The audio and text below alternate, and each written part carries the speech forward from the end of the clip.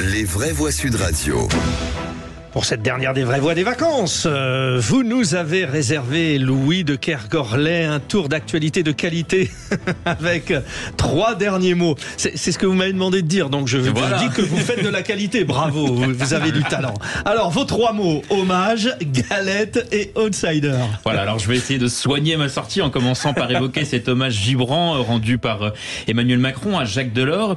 Et puis en cette veille d'épiphanie, quoi de plus normal que de parler de galettes, mais c'est de plus en plus dur pour les boulangers, les artisans de s'en sortir face à la grande distribution. Et puis ce week-end, ce n'est pas que l'épiphanie, c'est aussi le retour de la Coupe de France et une petite équipe aura pendant 90 minutes les yeux rivés sur elle, l'équipe de Revel en Haute-Garonne, opposée à l'ogre Paris Saint-Germain. Elle va tout faire pour créer l'exploit.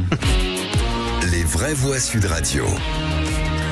Hommage touchant. Ce vendredi, le président de la République rendait donc ce qu'on appelle l'hommage national dans la cour des Invalides à Jacques Delors.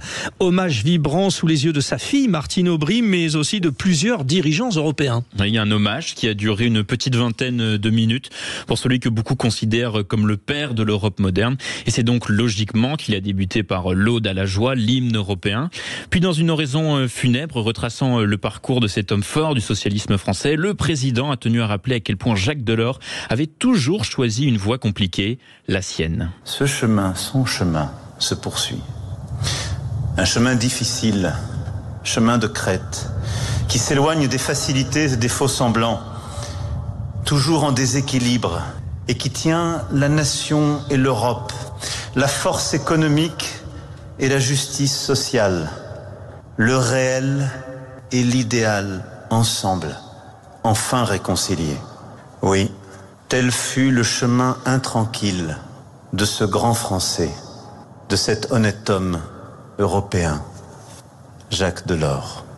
Sous les yeux de dirigeants belges, allemands ou encore néerlandais, Emmanuel Macron et hongrois aussi, Viktor Orban, qui était là. Oui. A rendu donc ce poignant hommage à Jacques Delors, décédé le 27 décembre dernier. Et s'il a rendu un hommage au chemin fort pris par l'ancien ministre de l'économie, c'est pour mieux aussi se réclamer en filigrane de sa filiation et inviter tout le monde à suivre ses pas. Tout un symbole à quelques mois des élections européennes. Je veux solliciter nos vraies voix, évidemment, sur la personne qui était Jacques Delors. Sophie Audugé, il est l'homme qui a eu le courage de dire non, ou pas le courage, parce qu'il aurait pu dire oui, il pouvait être président de la République, en tout cas se présenter, il n'a pas voulu. Oui, bon après, je ne sais pas si c'est un courage... Ouais, c'est dans les deux sens. Hein. Voilà, dans les deux sens. Hein. Après, c'est vrai que c'est la figure de l'Europe, Europe qui pose quand même un certain nombre de questions aujourd'hui.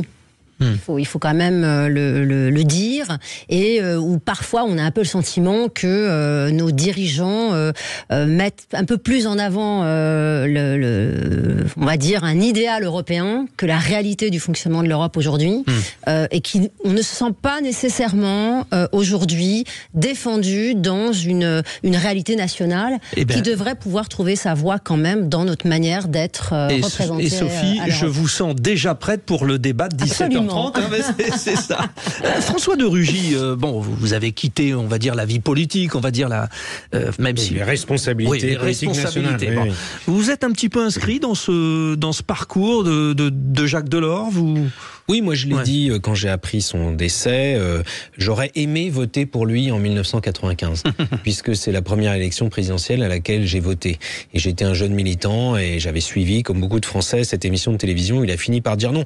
Moi je ne dirais pas que c'était courageux. Là je lui en veux un petit peu, parce que j'aurais aimé qu'il tente. Il n'aurait peut-être pas été élu, mais qu'il tente d'être élu président de la République en 1995. Ça aurait été difficile, il n'aurait peut-être pas eu de majorité. C'est ce qu'il avait dit d'ailleurs comme argument, et c'est intéressant quand on pense à ce qui se passe aujourd'hui. Il avait dit « Je ne veux pas être un roi fainéant qui serait président sans majorité ».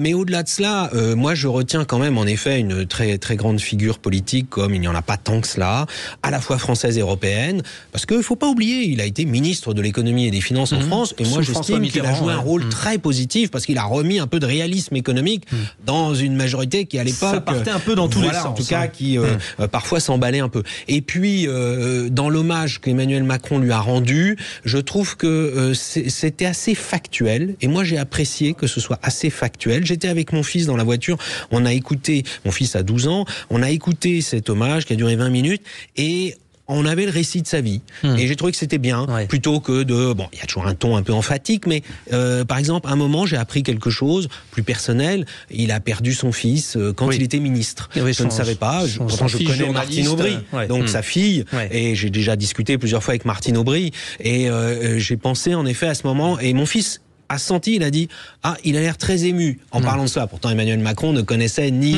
Jacques Delors personnellement, ni évidemment ses enfants. Et j'ai trouvé que c'était bien que l'on passe à la fois sur ces aspects de sa vie personnelle qui n'ont pas toujours été faciles. Un profil politique, Pierre-Yves Martin, assez original, c'est-à-dire qu'il avait les bases de l'homme du peuple sans forcément dégager. Peut-être, non, mais peut-être un petit peu un côté le dernier des Mohicans, quoi.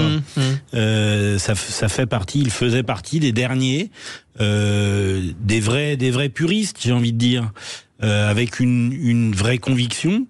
Et du coup, ce qui est intéressant dans son choix, alors déjà, ce que vous dites, François, c'est tout à fait juste, hein, ce lien entre les conditions sont pas réunies, donc j'y vais pas à l'élection présidentielle, et ce que vit en ce moment notre président est assez troublant, enfin, en tout cas riche d'enseignements. Mais ce qui est à retenir sur cet homme, c'est cette force de conviction, et c'est certainement l'un des derniers, notamment au niveau du sujet de l'Europe, parce qu'aujourd'hui, dans la classe politique française, sans faire d'approche partisane, il n'y a plus de personnes qui incarnent l'Europe, peut-être, qui incarnent l'Europe, qui y croient. Bon, merci en tout cas. C'est vrai que cet hommage et notamment ce discours était très poignant. Alors bon, c'est un petit peu étendu. Allez, on fonce. Louis de Kergorlet. Nous allons passer à un sujet plus réjouissant, celui de l'épiphanie et notamment de la galette des rois. Allez, allez-y.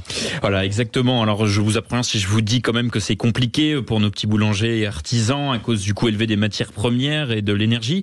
Et ce qui agace particulièrement, c'est la concurrence déloyale des grandes surfaces, alors que pourtant les artisans ont tout fait pour que le prix de la galette n'explose pas cette année, malgré des conditions difficiles. Ça, je trouve ça scandaleux. Eux, ces grandes surfaces tuent tous les petits commerces. En prix, on ne peut pas rivaliser avec eux. C'est impossible. Moi, j'invite tous les auditeurs à venir à la boulangerie pour venir manger des bonnes galettes artisanales. Tout est fait sur place.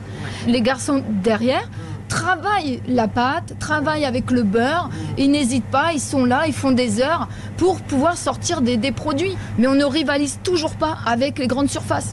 Ils cassent les prix, c'est inimaginable. C'est même honteux pour tous les artisans de France.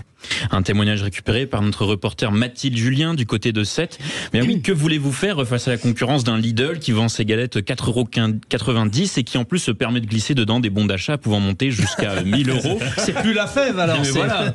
Mais si on les mange, alors les bons d'achat, on peut plus les utiliser. Voilà, alors c'est plus compliqué. Le règlement ne le dit pas. En tout cas, le fossé semble aujourd'hui impossible à combler pour les artisans. Bon, alors ça va avec ce que nous disait tout à l'heure Jacqueline. On fonce, on est en retard. Allez, on se dépêche. Il rêve d'un destin à la Calais. Ah oui, le fameux club.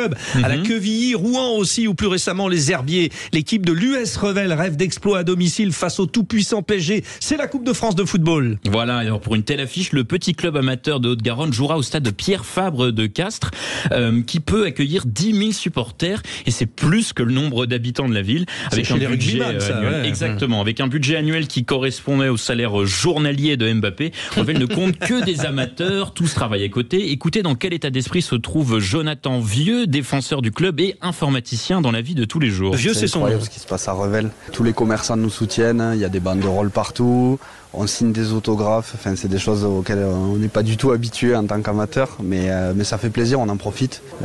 Après, on sait d'où on vient et on sait que le jour où ça va se terminer la Coupe de France, ça sera fini. On redeviendra des amateurs un petit peu inconnus, mais du coup on profite jusqu'à là. Nous, en tant que joueurs, on sait que ça va être très compliqué, on sait qu'on n'est pas favori, mais quand on va rentrer sur le terrain, on y va pour gagner, pas pour regarder les stars du PSG. Donc on espère, sur un malentendu, avec beaucoup de réussite, passer un tour de plus, créer l'exploit et écrire l'histoire du club de l'US Revel. Donc pour tous les amateurs de football et peut-être de belles histoires, rendez-vous ce dimanche à 21 h.